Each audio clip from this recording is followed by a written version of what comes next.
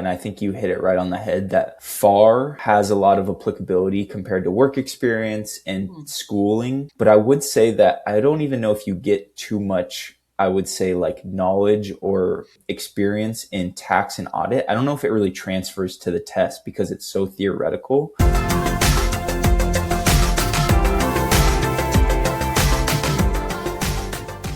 Hey, Hayden, how are you? I'm doing well. How's your day going so far? Oh, I'm doing good. Happy that it's Friday. Thank you Yes. so much for being on my podcast today. So we have Hayden is used to work at EY. Going to share with us about his CPA story, about his CPA journey, and also experience with the CPA exam as well. But before we start, Hayden, can you share with me and the audience a little bit about yourself? Yeah. Awesome. Well, first of all, thanks for having me. It's great to be on your platform here and kind of see what you've built here, especially in the CPA industry. But a little bit of background on myself, born and raised in Southern California, graduated from Chapman University, and then went on to start my career in public accounting on the tax side at Anderson and their Costa Mesa office, worked in private client service there, primarily working on the entity side of tax. So investment partnerships, S Corps, a little bit of C Corps. But also considering that it is a mid-tier firm, did get some exposure to trust and personal as well. Then ultimately kind of knew I wanted to get into the audit side. So following being a tax senior, I made the jump to Big Four in audit, specifically EY's FSO audit group, which took me to Boston, where we were first introduced to one another and were able to catch up. And then was ultimately there for just about 15, 16 months, where very recently I just put in my notice to leave, which we won't get into too much about today, but happy to share at a later date about the new opportunity I'm pursuing, actually outside of industry and public accounting. So super excited for that. But yeah, that's obviously super high level my background. I also did pass the CPA in 2022, became licensed as soon as I got my 1 year of work experience. And so currently a CPA in the states of California, Massachusetts, and New York. Oh, that's exciting. Oh, wow. Hey, you mentioned that you also the CPA in New York as well?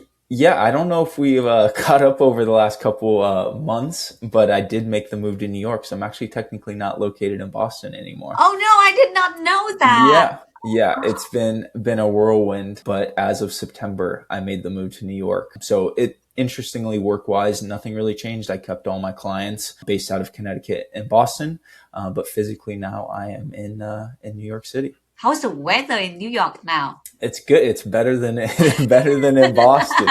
Neither compared to Southern California, of course. But New York's been great. The weather's a little milder than Boston, but we just got some snow the other day, so the city's struggling a bit. Oh, that's good. I'm happy for you. That now, no, I did not know that you moved to New York. Mm-hmm. But I visit New York twice. Yeah, Mm-hmm. and I think every single time I visit New York, my neck hurt because I have to look up all the time. So many buildings, and then I feel like it doesn't have enough trees in New York. Yeah. So many buildings all around the city. Yeah. In my opinion, you have to either spend your time right next to Central Park so you get a little bit of greenery, or on the West Side Village where you can kind of go up and down the West Side Highway so you get at least like a little water and there's some nature around. But I'm with you. If I was stuck in like Times Square and Midtown all the time, it would be a lot. So Thankfully, I try to get as much green in as I can. Yeah, I know, right? Let's go back to our conversation. I can talk more about that, New York and Boston. So for your CPA journey, Hayden, you have the accounting degree. So can you share with the audience, why did you go with the accounting degree, not with any other majors? Okay, so just background there. Funny enough, I also started at Cypress College, where you spent some time at. And right? Yeah, crazy small world. But I went to Cypress College out of high school, thought I was going to be an engineering major, but ultimately wanted to use that to get into business, doing like supply chain stuff, manufacturing and whatnot. Ultimately, just wasn't the right path for me.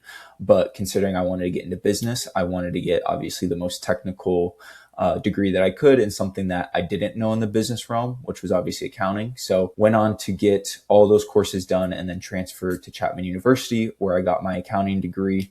And like I said, ultimately just wanted to understand the technical side of business, financial reporting, know the P&L and balance sheet so that one day, I could really fine tune that side of my business skills. And yeah, ultimately that was kind of my decision tree into going into the accounting major. That's just so funny, such a small world, because I live in Cyprus for about 2 years. And Hmm. then Hayden and I, we got connected from Chapman Henrik. University. Hmm. And then after that, we talked and said, oh, wow, such a small world. We both connect. We both like related to Cyprus and now Chapman University. That's just amazing And how then made the connection move goes. to Boston like within like the same time. Same It's time. just it was a crazy timeline, but hey, it all worked out. Yeah, it's all work out. Yeah. And so Mhm. you mentioned that you passed all the four CPA sections. And Mhm. I want to emphasize that Hayden also filed for CPA. So can you share with us your CPA exam experience and also Mhm. for CPA? Yeah, exactly. So my CPA exam experience, and I'm interested to hear yours as well, was pretty good. For the most part, I was kind of studying full time. So I was a part-time master's student finishing out my college basketball eligibility. And since I had enough credits, I was studying full time for the CPA exam. I got it done in about 9 months, which is obviously accelerated considering I wasn't working or anything. But overall, it was good. I used Becker and I thought it went pretty smooth. The biggest hiccups I ran into mostly were just not really having connections, didn't really have a community of people that were going through it with me. And then honestly, more than anything, dealing with like the administrative stuff, working with the state of California, signing up through Prometric, just all like the random stuff that I didn't really have like a guide for. So which ultimately kind of tailed into 4for4 CPA, which was creating a platform that helped me connect with students, kind of go through the exam, understand, what is needed from an admin side, what's the best way to go about studying, how should I get ready for test day, answering all those questions, along with just simply kind of making a name for excuse me, the CPA route. Ultimately, you see on, different social media platforms, LinkedIn stuff, the accounting profession is dying, XYZ. Like I just felt it was super negative. So I wanted to, create this platform to connect with students and say, hey, this is a great opportunity to pursue if you want to learn business, if you want to go into public accounting, if you want to be a partner, if you want to leave. Like there's a lot of different ways you can go with the CPA profession. And that was ultimately what 4for4 was founded on and what I'm trying to do with it. So you said you passed all four sections within 9 months before you started working or after you started working? Yeah, before I started working. So I basically, before I graduated undergrad that spring, I started studying for FAR. So I was basically like ready to go to sit for FAR right when I graduated undergrad. Took it about a month after. And then obviously the following 8 months kind of took the rest of the exams.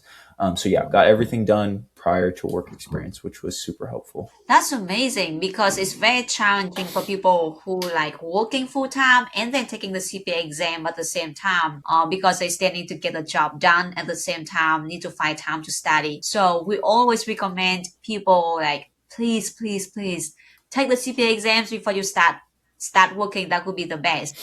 So Yeah. Hayden, can you walk us through when you study for the CPA exam? Let's go from section by section. For the FAR, did you find that very challenging to go through the FAR section? Because I know the book is the thickest book comparing with the other Yeah. three.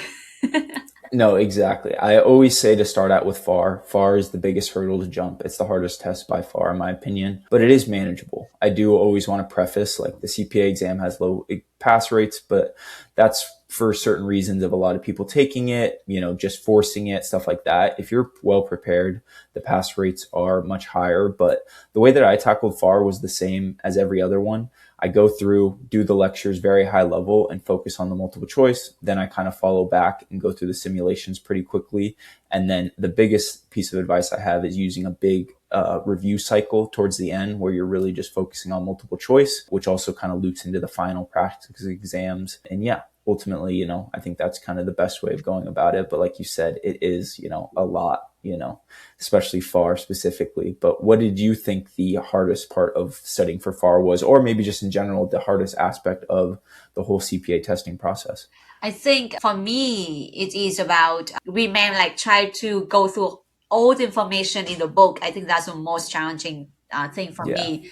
For me, I already had some experience in private accounting before I Okay. took FAR.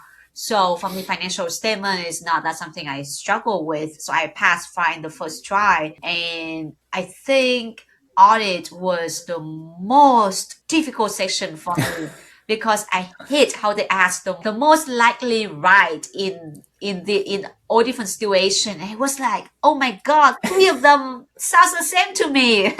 Yeah. No, But yeah, for far I think if you have some experience doing like bookkeeping, doing in private accounting, that help a lot with the financial yeah. statements because you understand how it goes, and you also go through all the simulation questions a lot easier. Not Yeah. talking about the multiple choice for FAR, but I took FAR first as well, and Yeah. I still remember when I took FAR, it was not that difficult for me, but I came home and I cried, and I was like, I knew this one.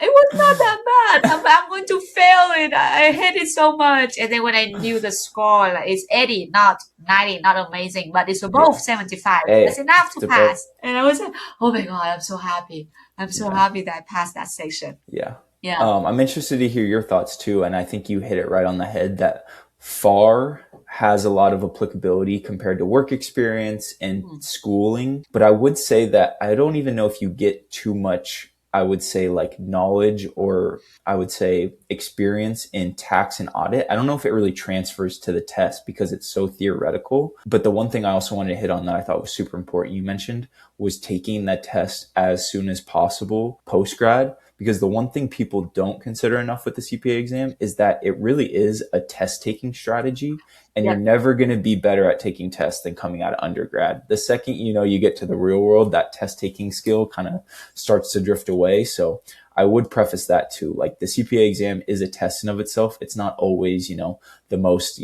tax knowledge, audit knowledge that you have, because like your theoretical audit stuff is not what you're doing day to day at your, big four accounting job. Same thing on the tax side. So always something that I keep in mind with people is just because maybe somebody's, testing better or this or that doesn't mean they know more than you, less than you. It's just the CPA is a culmination of skills, not just accounting knowledge. Oh my God, that's so true because I talked to a lot of co-workers and then they had experience in tax and audit, but they still failed the exam because Yeah. they came to the testing center and with a lot of confidence saying that, hey, I work on in this area for years and I should be able to know and should be able to pass this section. But nope, that's not the case for audit and tax. So yeah, you're so right about that. I consider myself as a very good test taker. Uh-huh. And then when it came to studying for CPA exam, it's something else. It's something else.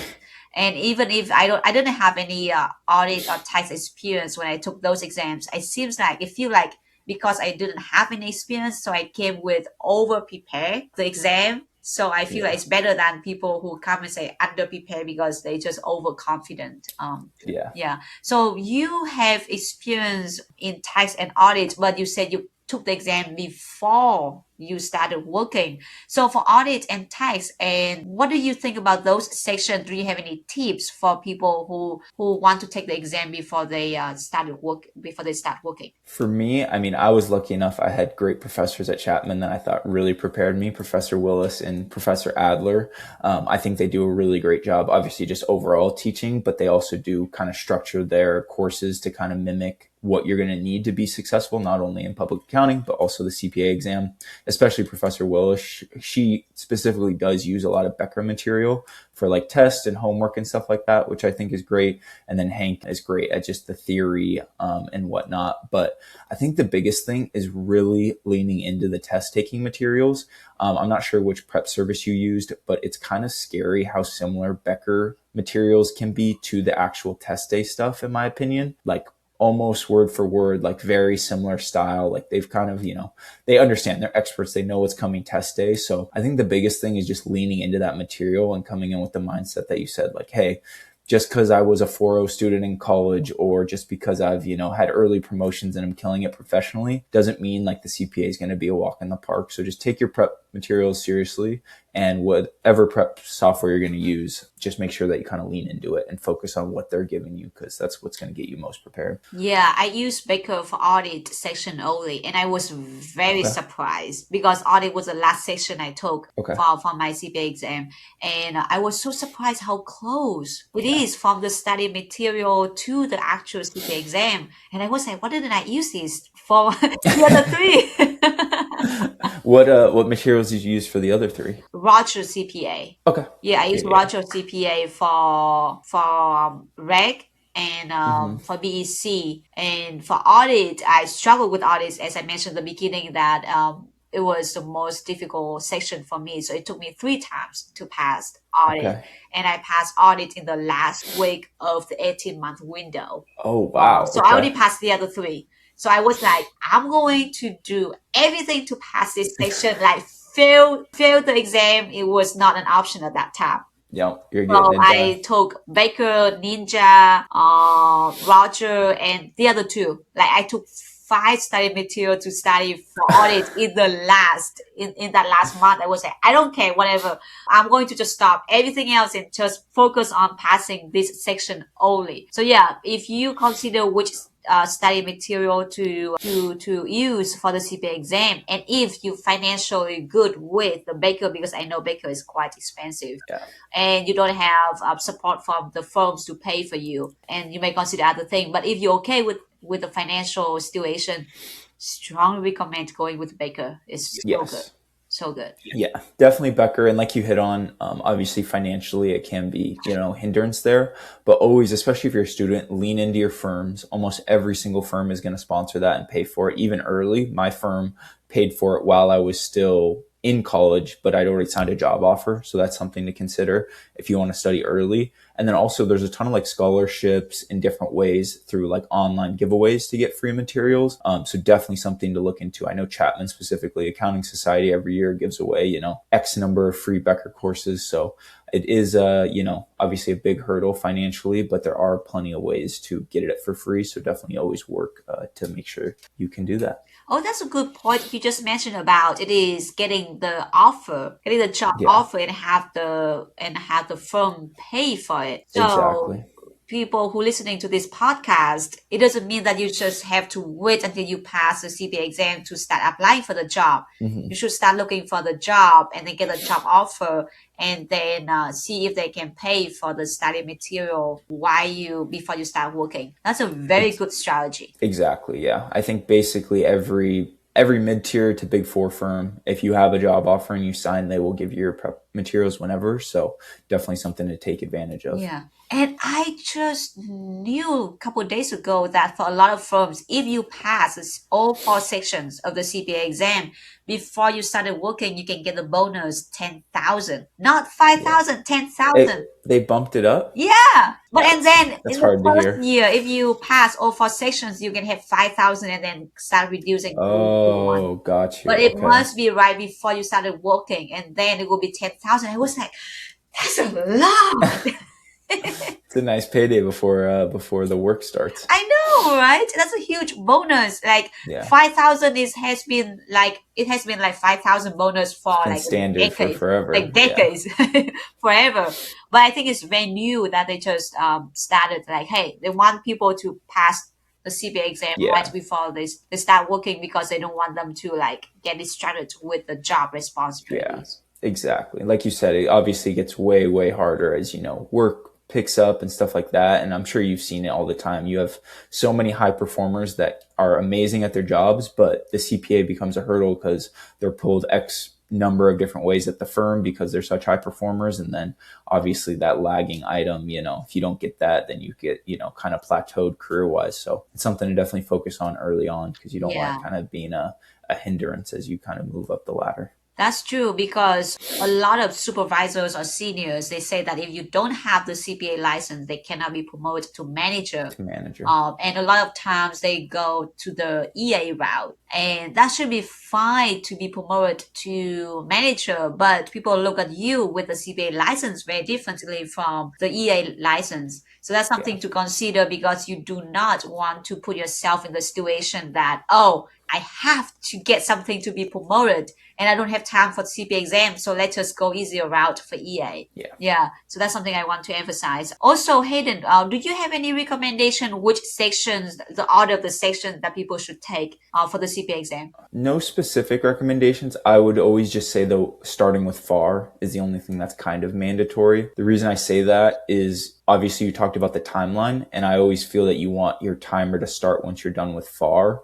Because imagine if that last test that you had where you had a week to get everything done was FAR, I think it would be a lot of added pressure. And then also if you just kind of break it down, if you pass FAR and then your timer starts from there, it's really, 3 exams over that time period and you have the biggest one done. So to me, that's puts you in the best spot to be successful throughout.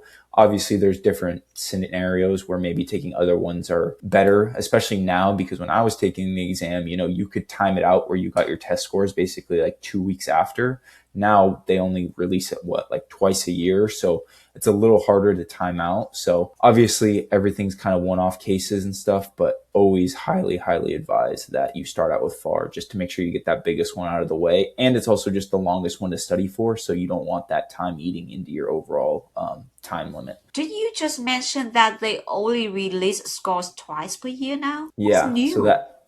So that's brand new with like that whole new discipline area, and just to, I guess, cut down on admin, but it kind of makes it harder for people to test, because if you take the test early on in the year and you have to wait 5 months for your score, you don't really know whether you should move on and keep studying on that exam in case you don't get the 75, or if you should. So obviously that's something that they changed that is definitely has to be factored into the studying aspect, and kind of why I mentioned there where it's like, hey, if you can just knock out audit in a month and then you're going to get your score quicker, that might be a better route than FAR. But overall, I would advise FAR first. Yeah. Wow. That's something else, that you only know the score twice per year now. That's very challenging to plan things in advance, because I still remember that when I studied, I studied so much, for 2 months, and then I wait for the score, and then a month later I have to study again. I was like, I didn't remember what did I study a month ago. So now you have to wait 4 months, to know